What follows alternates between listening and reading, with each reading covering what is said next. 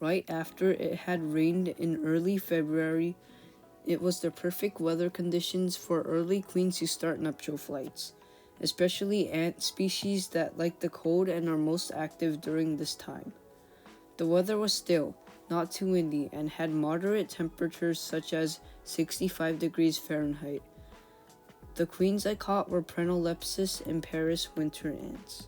These ants are also named false honeypot ants because of their ability to create repletes known as food storing workers. Although the species are like Myrmecocystis honeypot ants, they are nowhere close to being a related species of ants.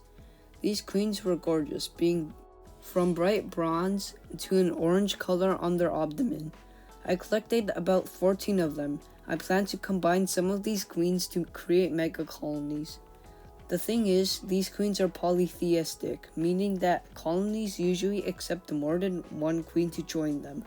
Other species are, however, monotheistic and would kill other existing queens and leave the healthiest and most egg-productive one in the nest. I deposited 3 queens into 2 tubes, one having substrate and one having nothing.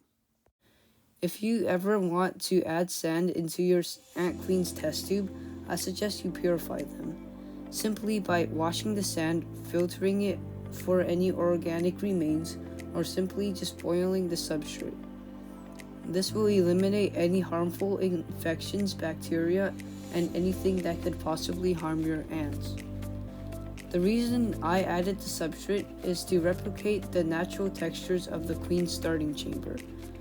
For the other 8 queens, I set up a big chamber for them with a hydration source and a wide variety of space. Let's see which group of queens will do the best.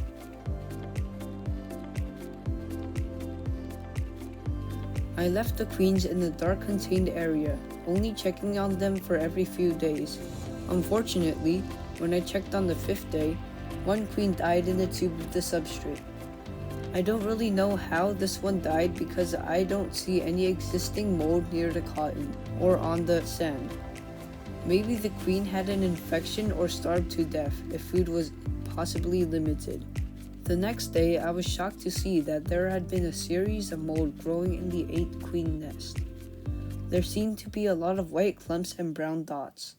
These mold spores are forming near the water source where it is best humid and gives the perfect environment for it to grow. I also spotted some white webs, and I knew that this was a fungal spread, not a spider. I have to move the ants right now or else this will become a serious problem in the future. Luckily, I have a test tube at the perfect size for my queen ants.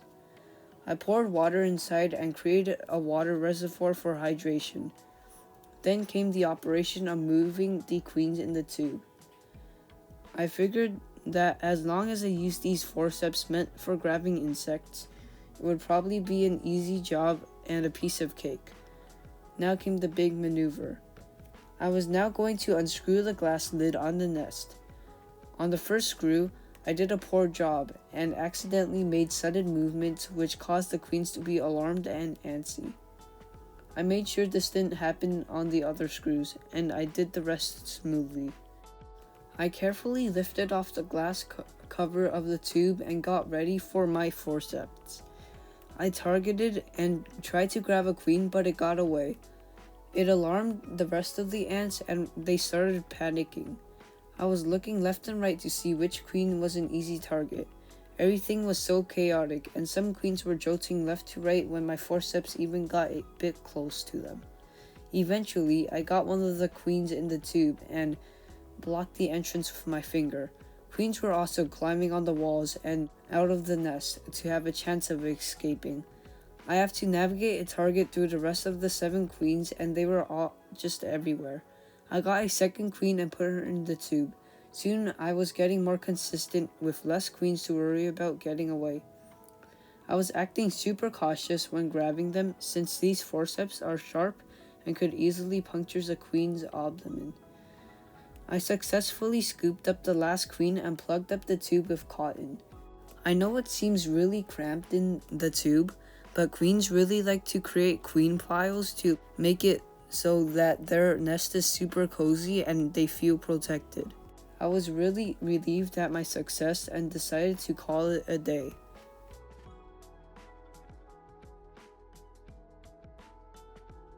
The next day, I checked on the other queens. I was wondering if they had finally started to lay their first eggs. The reason I am mentioning this now is because winter ants are very slow at egg producing during their founding stage. These ants really like to take it slow. I peeked into the one with the substrate and saw no eggs. I proceeded to look at the tube with the pink water source. Thankfully, there were no dead ants, but also no eggs. I was a bit concerned about this, but looked at the tube with 8 queens. I figured that at least one of the queens would lay eggs, but no, I saw none. That's when I realized I've made a big mistake. You see, winter ants are called winter ants for a reason, meaning that they are most active during winter time.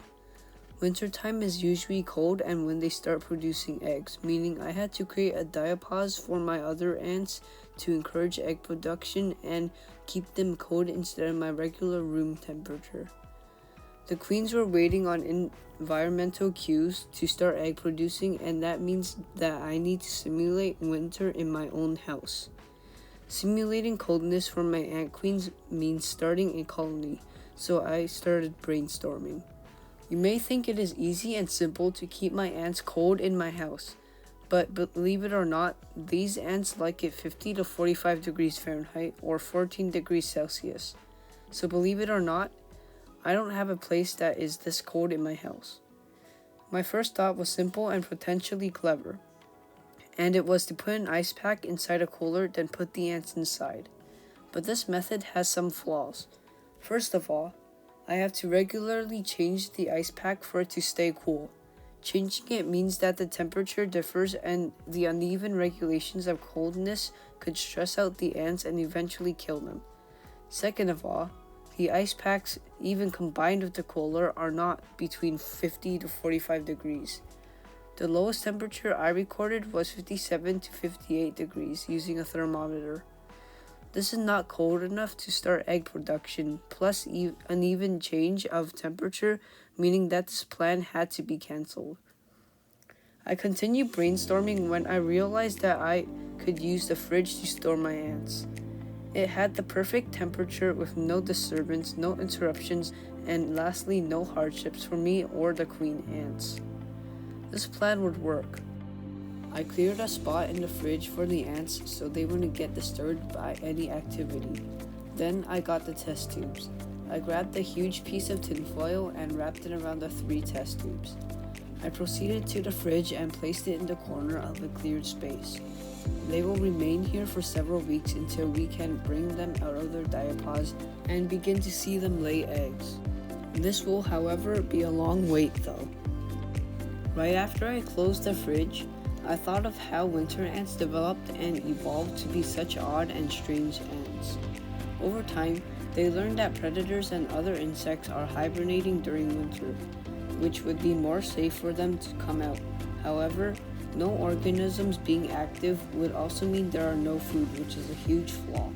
Somehow, the ants figured out that they could suck tree sap and store them in repletes, i.e., ants that are developed into a literal ant refrigerator to store food for long periods of time.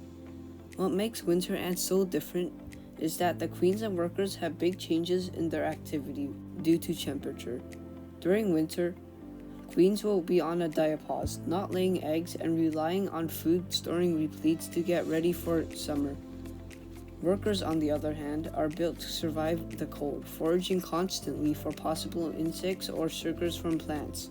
When summer rolls around, the workers are now in their diapause and queens start to lay eggs for the future generations.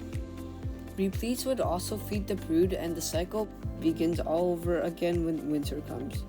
Winter ants also have special attack mechanisms too. When they are ever caught by prey or being attacked by something, they have this white glob of venom and harmful materials that are lethal to insects and could be used to immobilize and kill enemies or prey. I wonder how they evolved to do that. I knew that someday we will have a successful winter ant colony this year, and I will be looking forward for that. I will continue to update these ants for you guys, and hopefully that is when my winter ants will start a colony.